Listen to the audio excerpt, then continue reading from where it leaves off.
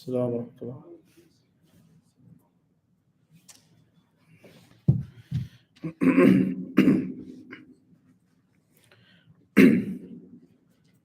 الحمد لله رب العالمين، والصلاة والسلام على أشرف المرسلين نبينا محمد وعلى آله وأصحابه ومن استنى بسنته إلى يوم الدين. اللهم علمنا ما ينفعنا وانفعنا اللهم بما علمتنا وزدنا اللهم علما وعملا إنك ولي ذلك والقادر عليه. أما بعد، فهذا درسنا الأسبوعي في شرح بلوغ المرام للحافظ ابن حجر رحمه الله وغفر الله لنا وله ولسائر المسلمين آمين. وكنا في آخر باب الأذان من كتاب الصلاة من هذا الكتاب المبارك، ونسأل الله تعالى التوفيق والسداد. So we left off in the end of the chapter of Adhaan in the Bulugh al-Maram, and we're going to finish inshallah the chapter of Adhaan today. And next time inshallah we're going to get into the chapters of Salah, Shurut al-Salah, Kayfiyat al-Salah, ila akhiri. So we're going to come after this chapter. We'll finish Adhaan today, and then we'll go next class inshallah in the details of the prayer in the Kitab al-Salah. So we left off وقفنا عند حديث 149 عن جابر رضي الله عنه أن رسول الله صلى الله عليه وسلم قال لبلال إذا أذنت فترسل وإذا أقمت فاحذر واجعل بين أذانك وإقامتك قدر ما يفرغ الآكل من أكله الحديث. So this next hadith 189 in my version from Jabir radiallahu an, the Prophet sallallahu alayhi wasallam said to Bilal radiallahu an, when you make the adhan, then take your time. فترسل أي فتمهل في الأذان، يعني مد الجمل بالأذان، بخلاف الإقامة. في الإقامة أسرع، احضر يعني أسرع ولا تتمهل لأن المقام يقتضي ذلك. So he said in the adhan, take your time, extend the words. You know, as we do muadhin, they always do that. And in the iqama, do it quickly. The wordings do not extend the sentences of the iqama. And make between the adhan and the iqama enough time for a person to finish eating his food. Okay? And or a person to finish his wudu. When he's making wudu, enough time to finish that time, about 5-10 minutes. That's the time that should be between the adhan and the iqama, 5 or 10 minutes. A person's eating his food to finish what he needs, he desires from his food, just to finish up quickly, not the entire meal, but just what he needs. If dinner is set, for example, dinner is set at the time of adhan, and then he shouldn't find difficulty or have to miss the prayer in the masjid because I'm eating. Okay, so when he hears the adhan, he knows he should wrap up his food quickly in 5-10 minutes, and then after that 5-10 minutes is the iqama, enough time for him to get to the masjid, to get the jama'ah. So this, although this hadith رواه الترمذي وضعفه لكن هناك من أهل العلم من حسنه. This hadith is a different opinion. Some scholars said it's hasan, it's good. Some scholars says weak, but the meaning is authentic. The meaning is valid. Sheikh Ibn Uthaymeen rahimahullah explained. والحكمة في ذلك واضح. The wisdom is clear. هناك فروق بين الأذان والإقامة. الأذان للبعيد لمن في البيت، يعني من المناسب أن يترسل بالأذان حتى يسمعه البعيد، وهناك له فرصة أن يدرك الجماعة لأن الأذان أخذ وقتا يتمهل فيه. So it's a wisdom that the adhan, because it's for the person who's far. So he should be able to have, time when he hears the first of the adhan, then he should be able to start his journey, his trip to the masjid, or that is coming from far. Okay, and it should be, a person may not hear, if the adhan is long, maybe he's busy, it's loud in his workplace, he missed the first part of the adhan, he couldn't hear. But if it's a long adhan with extended words, he'll hear the second part, the last part of the adhan, and he'll know it's time to pray. Okay. Whereas الإقامة لمن قد حضر في المسجد فلا لا يحتاج إلى رفع الصوت ولا يحتاج إلى مدود الكلمة ولا إلى التمهل، لأن الناس يحتاجون إلى مجرد تنبيه أن يقوموا للصلاة لا أن يأتوا من بعيد. As opposed to the iqama, it's for the people who are already in the masjid. So they don't need a long announcement. They don't need extended words. They're already here. It's just an indication to stand up and pray now. So that's clear why it's the difference. فقال إذا أذنت فترسل أي لا تستعجل في الأذان وقف عند كل جملة. وأيضا في الإقامة الإسراء لا يدل على عدم الوقوف عند الجمل عند الكلمات، بل يوقف عند السكون عند آخر كل جملة. And when we say the iqama should be faster and not extended, it doesn't mean that we should connect the words or the sentences. Sheikh Ibn Uthaymeen said rather you should stop قف عند كل جملة. So you say Allahu Akbar, Allahu Akbar, these are usually connected. Ashhadu an la ilaha illallah, stop. Ashhadu anna Muhammadan Rasulullah, stop. Hayya ala salah, hayya ala al-falah. قف عند كل سكون. قد قامت الصلاة، قد قامت الصلاة. Allahu Akbar, Allahu Akbar, la ilaha illallah. So a person should stop. Although it's very brief, iqamah. وقال اجعل ما بين أذانك وإقامتك مقدار ما يفرغ الآكل من أكله والمتوضئ من وضوئه ويضاف إلى ذلك قد يضاف إلى ذلك والمتنفل من نافلته. So a person should, how much time between the adhan and the iqamah? Enough time for a person to finish his food, okay, like we said.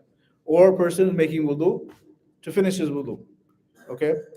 Or also a person is making nafil, for example. There's هناك سنن راتبة للفجر قبل الظهر القبلية، ويعني هناك نفل بين كل أذان والإقامة ركعتين، فلا بد يكون هناك فرصة للمتنفل أن يأتي بنافلته 5 دقائق 10 دقائق إلى آخره. ففي الظهر لعله أكثر، لأن هناك 4 ركعات لابد أن يصلي أو يستحب أن يصلي الإنسان راتبة 4 ركعات. So a person should, يعني the reason also is because there's sunnah to pray for specific prayers like Fajr, 2 raka'ah before Fajr. So if you make the adhan for Fajr and then you make the iqamah right away, then no one has time to pray. Sunnah Fajr. Dhuhr more so, because Dhuhr you have 4 raka'at before Dhuhr. So you have to give a little bit of time between the adhan and the iqamah for people to pray. So, and so on. So that's why another reason there should be a little bit of time. And it should be something set, as most masajid they do. It shouldn't be haphazard without any set, because then someone may come and miss the jama'ah. So it should be set as we do.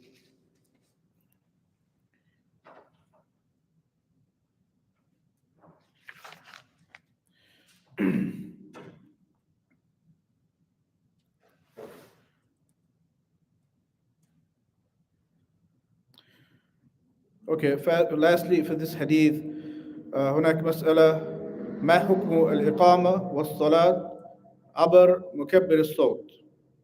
يقول الشيخ أما الصلاة فالأقرب أن أقرب ما فيها الكراهة، What about making the prayer on the microphone? I think we mentioned this before. On a microphone, meaning outside, to broadcast outside the masjid, as they may do in some countries.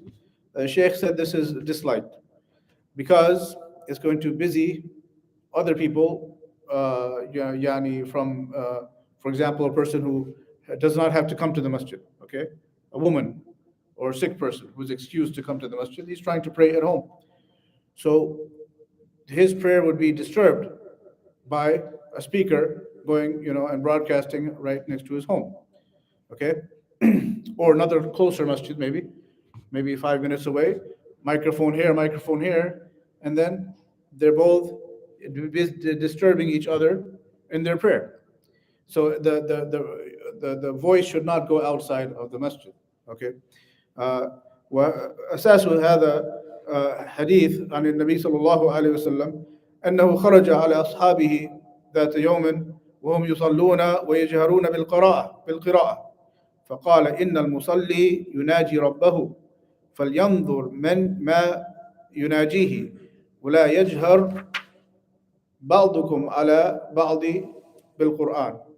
The proof for this is a hadith that's reported by Ahmad, authenticated, that the Prophet ﷺ, one time he came to the masjid and the Sahaba were praying or were reciting Quran and praying. And they were all doing loudly. Okay? And so the Prophet ﷺ said that one who prays is speaking with his Lord. Okay?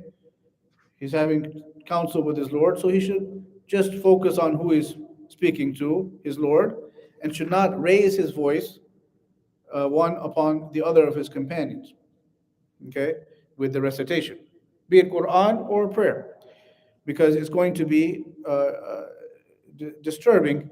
Imagine a person is trying to read Quran. It happens sometimes, and someone's next to him is reading loud, and this one raises voice, and neither one can concentrate.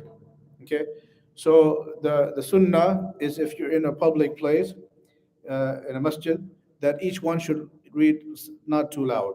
Just it doesn't have to be too silently, but not too loud that it would disturb others. Okay, that's the manners. Like adab, these are manners of the masjid. So that's why also the basis for what the Sheikh is saying, that the prayer should not be broadcast to other homes and so on. Even although it's obligatory prayer, they're not praying with us in the home. They don't need to hear the prayer. All they need to hear is the adhan. Okay? After that, also iqama. Iqama you can put on the microphone too, because it's like it is an adhan.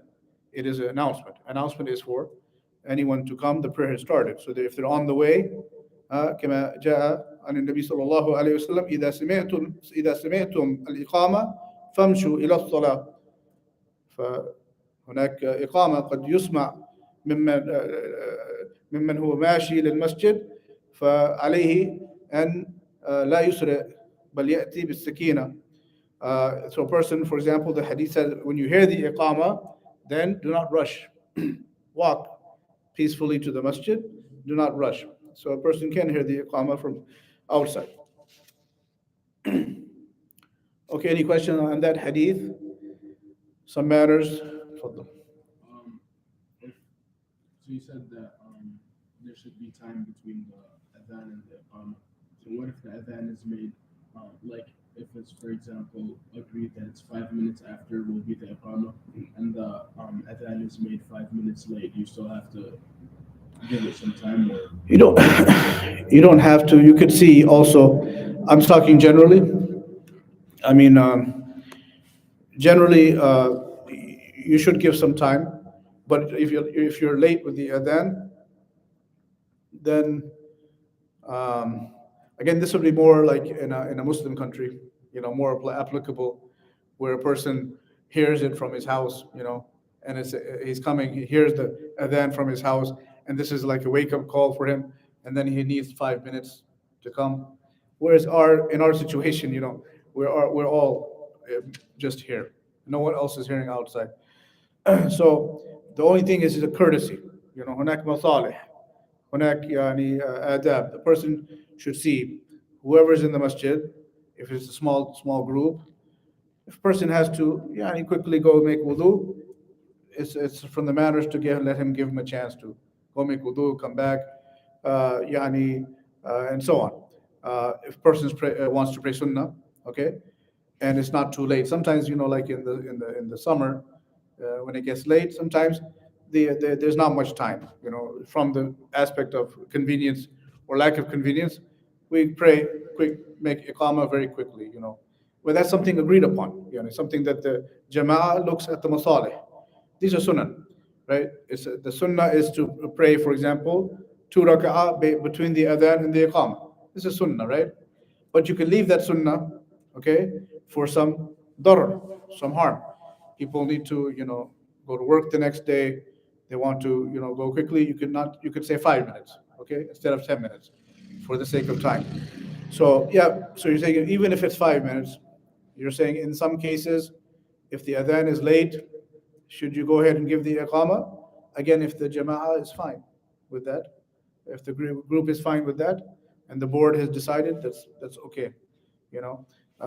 Like for example, when there's a delay for some reason, then yeah, you don't have to delay the iqamah because the adhan has already been delayed. Okay, but it depends. Yeah. Regarding the microphone, and there are some massages when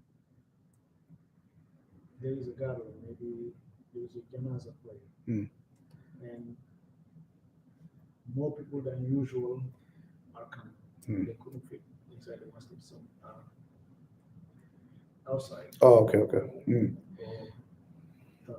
Anything that can overflow. Yeah. Is it okay to despite the microphone? Yeah, in that case, there's a need. Yeah, there's a need for them to hear. Uh, yeah, that would be because they're part of the jama'ah. If the question is if the overflow outside the masjid, they need to hear to follow the imam. This is a darura. This is a need. Al-darurat tubihu al-mahdhurat. There's a principle. The needs permit those things which are normally not allowed. Okay, normally it's not allowed, but in this case, like eating pig meat, life and death. You're going to eat whatever you need to survive. Okay, this is a need based, but yeah, and it's not something that happens all the time. But like for some times, for that case, you need to do that. But you could also make tardid, takbirat. Yani it's not. You could also satisfy that by has the at the Prophet sallallahu alaihi wasallam's time, the muaddin or someone in the jama'ah would repeat. So they can follow. They may not be able to listen to the imam's recitation, but they can follow by the person repeating after the imam's takbir. So the last part will hear what's going on. Okay. Any other question on that hadith? Next hadith المئة وتسعون وله أي للترمذي عن أبي هريرة رضي الله عنه أن النبي صلى الله عليه وسلم قال لا يؤذن إلا متوضئ وهذا الحديث ضعفه الشيخ الألباني رحمه الله والإمام الترمذي أيضا. Next hadith also from Abu Hurairah radiallahu anhu that the Prophet sallallahu alaihi wasallam said that no one should make the adhan except he has wudu, except he's upon tahara. But this hadith is weak. This hadith is weak. We talked about this last time, but there is this hadith that's related according to it, but it's not evidence. لا يقوم به الحجة. Okay. إنما نعتمد على ما صح عن النبي صلى الله عليه وسلم. We only regard that which is authentic. If it's a weak hadith, it doesn't mean any proof, unless it can be strengthened with other evidence. Maybe there's a 3-4 week hadith, but not too weak, and they can strengthen each other. This is from the principles of hadith. Okay, but in this case, it's not that strong, or doesn't have any supporting evidence. Okay, وهناك أدلة تدل على عكس هذا أن الأذان لا يفتقر إلى وضوء إلى طهارة وهذا ذلك حديث عائشة رضي الله عنها قالت كان النبي صلى الله عليه وسلم يذكر الله على كل أحيانه على كل أحواله سواء كان على وضوء أو لم يكن على وضوء كان مضطجعا كان قائما كان جالسا على كل أحواله كان خارج أو داخل يذكر الله كما هو على كل أحيانه. There's actually hadith that indicates the opposite, that you don't need wudu to make dhikr. It's not a condition. A person can make dhikr bil lisan ala ghayri tahara. The proof the Prophet ﷺ used to mention Allah upon all conditions. هذا عام. This is general. كل تدل على العموم. ها كل بدعة ضلالة. كل هنا كما في هذا الحديث يذكر الله على كل أحيانه يعني هذا يدل على عموم. This indicates generality, that the Prophet ﷺ used to remember Allah on all his conditions. So included in all conditions is not being upon purification. Okay, whether it's lying down or standing up, doesn't matter. Okay, just like the hadith, every bid'ah is misguidance. Okay, هذا يرد على قولي أن هناك بدعة حسنة. هذا يخالف نص الحديث، يخالف العموم. ليس هناك استثناء بدعة حسنة وبدعة سيئة. So, for example, the Prophet ﷺ said, every bid'ah is a misguidance. Every innovation, new thing in the religion is misguidance, going astray. So some people, they came later and they said there's bid'ah hasana, there's a good bid'ah, okay, there's a bad bid'ah. Okay, where did this categorization come from? It didn't come from the hadith. The hadith said every. Every means every, without exception. Okay, unless there is some hadith to exclude. Okay, to like abrogate or qualify, but here there's not. There's not. So we stay on the general wording. Okay, okay. نتمسك بالكتاب والسنة ولا نؤول. We don't bring our logic, and things into it. No, we just stick to the wording. Okay. لأن النبي صلى الله عليه وسلم لا ينطق عن الهوى إن هو إلا وحي يوحى, because this is revelation. It's not his speech صلى الله عليه وسلم that is according to his desire, but this is revelation from Allah subhanahu wa ta'ala. لكن لا شك أنه الأفضل أن يذكر الله على الطهارة. هذا هو الأفضل والأكمل. No doubt it's better to be upon tahara. Okay, to mention Allah, to read Quran, to for Quran is special. Okay, we say to make adhan. Okay, to make dhikr after prayer or before any time. If you don't have wudu, you can go ahead and mention Allah's name, but it's better to have wudu. Better to have wudu. Okay, Quran is different. There's difference of opinion, as we know, about reciting the Quran. We took that in the book of Al-Tahara. Okay, so that's that hadith. So it's not a condition to have wudu, to make adhan, but it's better. It's better to do. Have wudu when we mention Allah's name. الحديث التالي وله عن زياد ابن الحارث رضي الله عنه قال رسول الله صلى الله عليه وسلم ومن أذن فهو يقيم. وهذا أيضا ضعفه الإمام الترمذي والشيخ الألباني رحمه الله. So next hadith is the one who makes the adhan, then he's the one who makes the iqamah. That's the wording. But this hadith is also weak. Okay, this hadith is also weak. Okay, so بل الأولى أن يقال يعني أن يتولى الإقامة الإمام، هو الذي يعين من سيقيم لأنه حاضر وقت الإقامة، الإمام موجود، فله أن يعين هذا أو هذا، إما المؤذن أو غيره. Rather, it's more appropriate that the iqama or the adhan is the muadhin, right? He's the one who's there, right? And the imam may not be here in the masjid, right? Imam is the leader of the masjid, okay? He is the one who makes the decisions regarding the affairs, or the board, or so on. But if they have they have chosen a mu'adhin to take a job, okay, then he takes care of all of that relating to that job. For example, the time of Dhuhr or Fajr, maybe there's no one in the masjid but the mu'adhin. He's not going to wait for someone to tell him. He's already been appointed. When you see the signs, at that time they had the signs of the sun and the horizon, and the sun, and so on. He would make adhan. Now he goes by the schedule. Okay, no problem. But he goes by the schedule and he makes the adhan, even if he's the only one there. Okay, فالمؤذن كما جاء في حديث الآتي المؤذن أملك بالأذان. مع أن هذا الحديث أيضا ضعيف لكن معناه صحيح. المؤذن أملك بالأذان. There's another hadith, the next one explains. The mu'adhin, he is the one who is most in control of the adhan. Because he could be the only one there. He has to watch the time. Okay, so مسؤولية. هناك مشقة.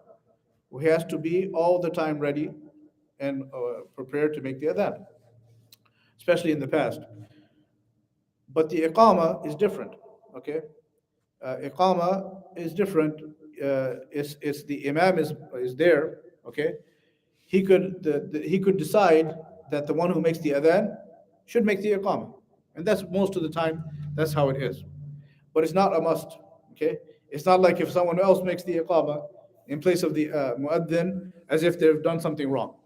You see what I'm saying? قد يقيم غير الذي يؤذن هذا لا يخالف هذا يرجع إلى الإمام له أن يعين من يشاء ينيب من يشاء because the imam can decide that okay, go ahead and maybe the mu'adhin is still praying sunnah, okay, and the time has come for iqamah. He doesn't have to wait, okay. He can just say, you fulan make the iqamah, or he can make the iqamah, okay, himself. There's no problem.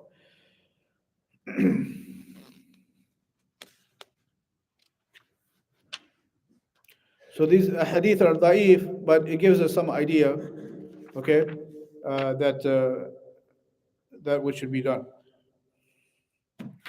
So it's not specific. The next hadith, as you said, hadith, we'll go to hadith 193, حديث المئة والثالث والتسعون عن أبي هريرة رضي الله عنه قال قال رسول الله صلى الله عليه وسلم المؤذن أملك بالأذان والإمام أملك بالإقامة.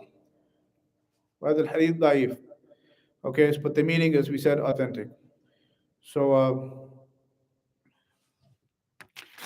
على كل حال لا يقام للصلاة والإمام غير موجود.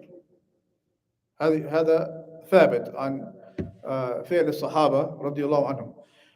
Regardless of when the imam is someone imam ratib, I'm saying, like a person who was known, he's coming to the prayer, okay, it's known that he's coming, or we have maybe a group of imams, okay.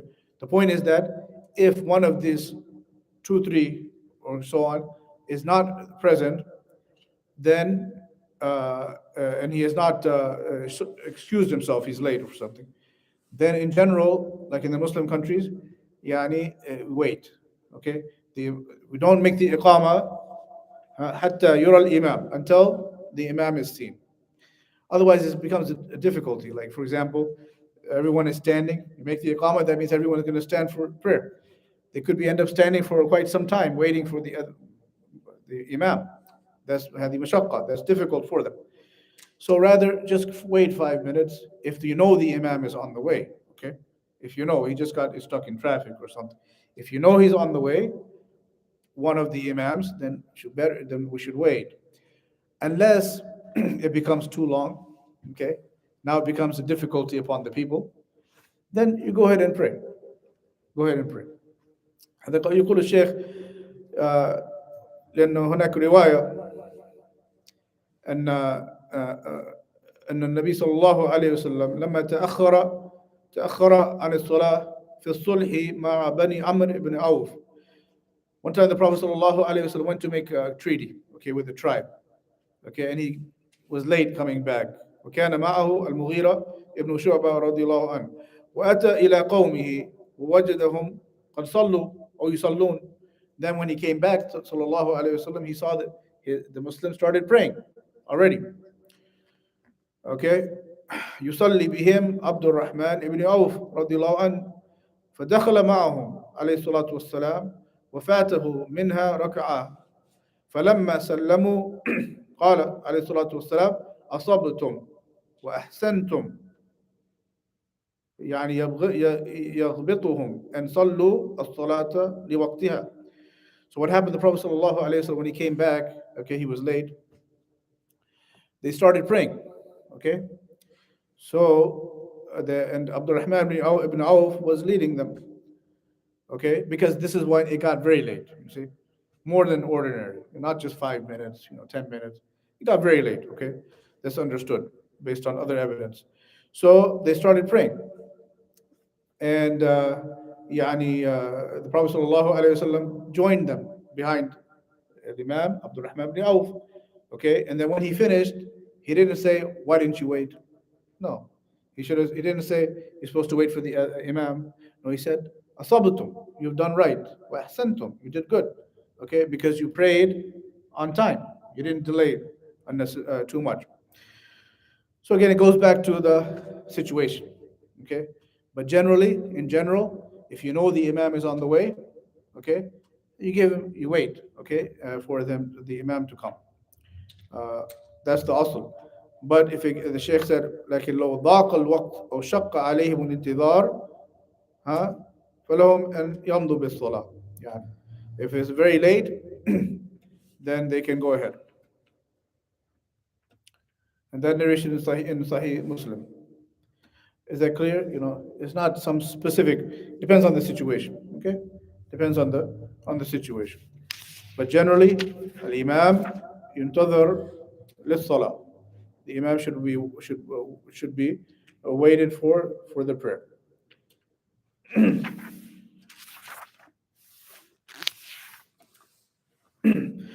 Okay, next hadith. We skipped a hadith that was weak also. Hadith before this one, hadith 192, just to mention it. من باب الأمانة لأبي داود من حديث عبد الرحمن بن زيد أنه قال أن رأيته يعني الأذان في المنام في الرؤيا وأنا كنت أريد أن أؤذن فقال أقم أنت قال له النبي صلى الله عليه وسلم فأقم أنت. لكن هذا ضعيف يخالف الحديث الصحيح في رواية الرؤيا أن النبي صلى الله عليه وسلم قال لمن رأى الرؤيا هو عبد الله بن زيد قال له ألقه يعني الأذان ألفاظ الأذان على بلال ألقه على بلال فإنه أندى صوتا منك. فبلال هو الذي كان يتولى الأذان والإقامة. The correct is that Bilal used to make the adhan and the iqama in Al-Madinah. Okay, one of the muaddin huwa Ibn Maktoum.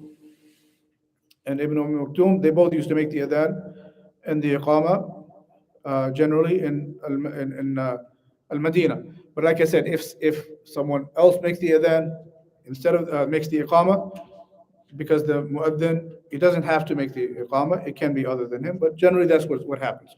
One who makes the adhan, generally, he's the one who makes the iqama after he sees the imam. Okay, the next hadith. Next we're going to discuss, again, revise what we say after the adhan, just quickly, that these narrations you brought now. Any questions so far about the ways of the adhan and the iqama? Okay. الحديث 195 عن أنس رضي الله عنه قال رسول الله صلى الله عليه وسلم لا يرد الدعاء بين الأذان والإقامة. رواه النسائي وصححه ابن خزيمة. Next hadith from Anas رضي الله عنه, that the Prophet صلى الله عليه وسلم said that the supplication between the adhan and the iqama is not refused, not rejected, meaning from Allah. Allah يقبل الدعاء. هذا من مواضع إجابة الدعاء بين الأذان والإقامة. This is from the times when the dua is accepted. We should make effort to make dua at the times of acceptance, like during rainfall, okay, in the sujood, okay, generally in the prayer, بعد في آخر التشهد, okay, also between the adhan and the iqam. So you could combine. So basically, you could be praying nafil after the adhan. You're praying, you go to sujood, okay, and you make dua, then you get both fadila. You're in sujood and you are between the adhan and the iqamah. So this is a good time to pray nafil, okay, or make dua in the ratib. If you're praying sunnah before the between the before the fard. So a person should make the dua at this time. And that's why we said we should wait. It's better to wait 5 minutes or so, okay, to give this chance. This is a sunnah opportunity for people. So in any case, if the people, someone wants to do that, he should be allowed to do that. So ففي هذا الحديث الحث على اغتنام هذا الوقت في الدعاء. In this hadith is an encouragement to take advantage, okay, of this opportunity. And we have it 5 times a day, okay, between every adhan and iqamah, for Allah to answer our dua, okay. And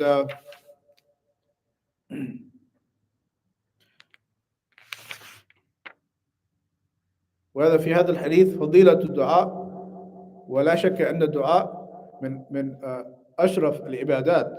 This shows that the dua is a worship, okay. And we know this. Allah subhanahu wa ta'ala said, وقال ربكم ادعوني أستجب لكم إن الذين يستكبرون عن عبادتي سيدخلون جهنم داخرين. As Allah subhanahu wa ta'ala said, call upon me. And your Lord said, call upon me, make dua. I will answer you. It's a promise. If you make dua to me, I will answer you. Okay? Indeed, those who are too arrogant to worship me, meaning worship me how? By making dua. This shows that dua is worship. Indeed, those who are too arrogant to worship me will enter the hellfire humiliated. So there's no doubt that this is a great worship. Okay, but and Allah subhanahu wa ta'ala, He's the one who accepts or rejects. And a person, when he makes dua, you can feel the worship. من يدعو المحتاج المتضرع بين يدي ربه فهو يظهر فقره إلى الله وضعف نفسه وحاجة نفسه. So no doubt the person making dua, he shows his servitude. Because usually when we make dua, we're needy. And the servant by definition is needy to the one who is almighty and rich. So this is worship, no doubt. Then a person, sometimes though, a person, he may not have his dua accepted, okay? And that is for some reason. A person may say, why? Sometimes I make dua and it's not accepted. And هذا الحديث قال من دعا بين الأذان والإقامة فدعوته لا ترد. It says his dua is not rejected, it's accepted. But sometimes a person's dua is not accepted. Okay, this is to understand this. This means that that this is a dua sabab lil istijaba. The dua is a cause. Okay, and sometimes there are موانع. هناك أسباب وهناك موانع.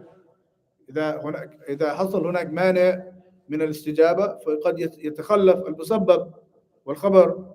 Because as we know, there are causes and obstacles for everything. Okay, all right.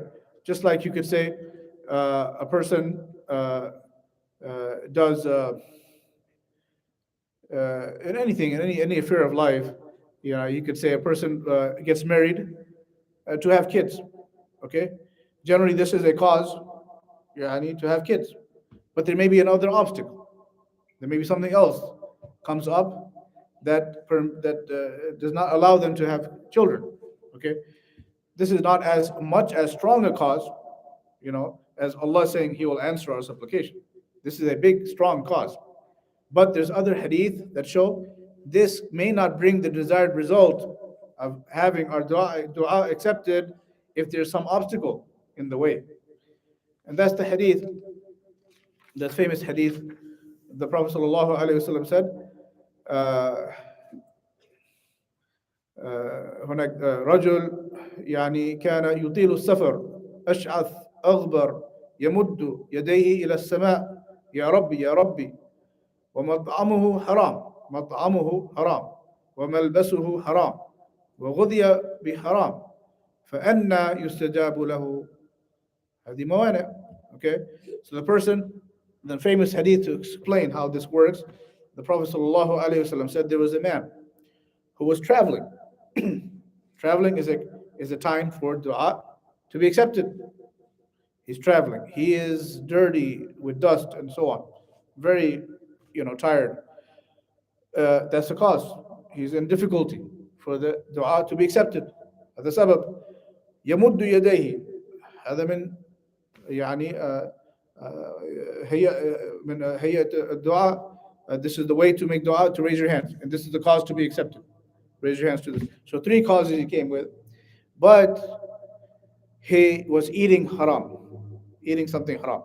He was wearing clothes from haram, meaning he stole them or he does haram business, okay, and he got these clothing and so on by haram ways, okay, and he takes sustenance bil haram, doing something haram in his income, okay, he's taking a job or something, money he's coming is not in halal way, okay.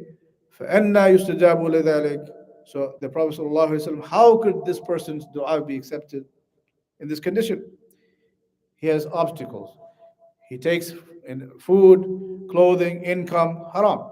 These are obstacles that overpower and come between the means that he came with and the situation he was in from it to be accepted. Okay? So this is that's how we understand. أيضا من الموانع الذنوب. Person may be upon a sin that he is not made tawbah for. Okay, for example, this may be a cause that Allah may not answer his supplication. So, so this is from the wisdom. So this is how we understand that we say that dua may be a cause, but they may be intercepted by an obstacle. Okay.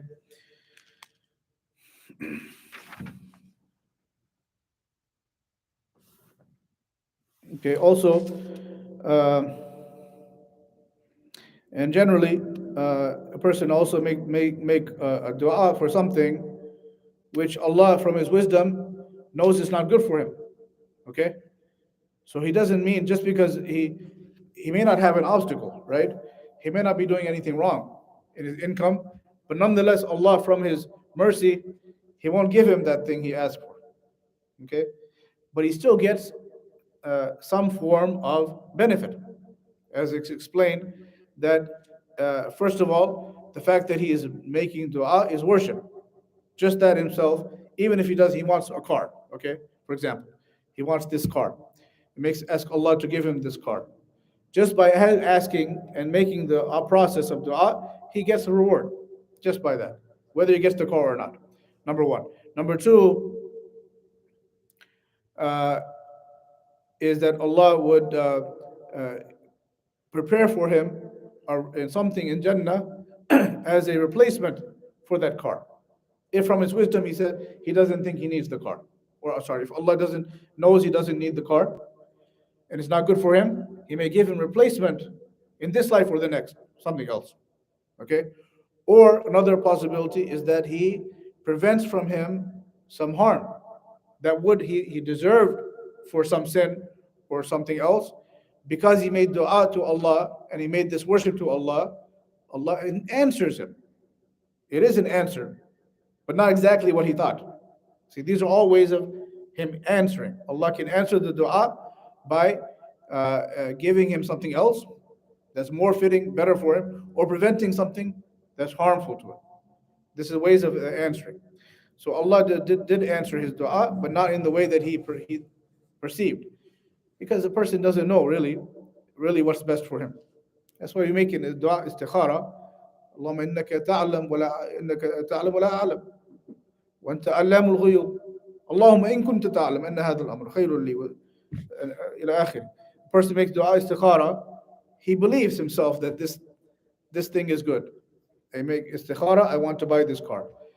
Then he should make istikhara. He should say, after he decides to buy the car, he should say, oh Allah, you know, I don't know. Okay, and you know you are able, I'm not able. And if you know, Ya Allah, that this car is good for me, then give it to me. Okay? So this is teaches us that we really don't know what is best for us. But nonetheless, Allah min karamihi wa mannihi and yastajib ad-da'i idha da'a. That Allah for sure He answers a person in a way that hidden in a very delicate way that we don't know the secrets of. Okay, last hadith we in this chapter we took before. We mentioned hadith Jabir أن رسول الله صلى الله عليه وسلم قال من قال حين يسمع النداء اللهم رب هذه الدعوة التامة والصلاة القائمة آتي محمدا الوسيلة والفضيلة وابعثه مقاما محمودا الذي وعدته إلا حلت له شفاعتي يوم القيامة. Next hadith we mentioned before, just to finish the chapter. Prophet ﷺ said, whoever, when he hears the call, the adhan, and then another narration he should say, after the muadhin, we mentioned, repeat after him, then you say, Allahumma salli ala Muhammad, make the salat wa salam ala Nabina, ala Rasulullah sallallahu alayhi wasallam. Then he comes with this dua. Oh Allah, the Lord of this complete call, this adhan, it is complete in meaning and wording. And this prayer which is to be established after the adhan, give Muhammad sallallahu alaihi wasallam al-wasila. Al-wasila we said is al-wasila wal-fadila wa ba'athu maqam al-mahmud alladhi wa'adta. Al-wasila is the high rank, high status, okay, in Jannah. Very high, the highest of Jannah is for Rasulullah sallallahu alaihi wasallam. This is al-wasila. Al-fadila is the rank, or you could say the praiseworthy, the virtues, okay, the attributes, okay. So that's the difference between wasila and fadila. Is the not the physical. Wasila is the physical place, and fadila is the attributes of praise, you know, and good virtues he had. والمقام المحمود من منه الشفاعة العظمى, the great intercession we mentioned to begin the judgment. This we ask Allah to give to the Messenger sallallahu alaihi wasallam. And the hadith says, whoever makes this dua, then he will have my shafa'ah. He will have the shafa'ah of the Prophet sallallahu alaihi wasallam. Meaning, of course, if he dies upon tawheed, yani, and Allah permits, because all we know the shafa'ah is only by the permission of Allah. لا يشفع عنده إلا من أذن له, though except Allah allows. Okay, even Muhammad sallallahu alaihi wasallam أشرف الخلق لا يقوم ويشفع بغير إذن الله ولمن لا يرضى عنه الله. No doubt, no one can make intercession in the next life except that Allah allows him, and Allah is pleased with the one who gets intercession. You can't make intercession for mushrik. Okay, we can't make, even the Prophet sallallahu alaihi wasallam cannot make intercession for a mushrik.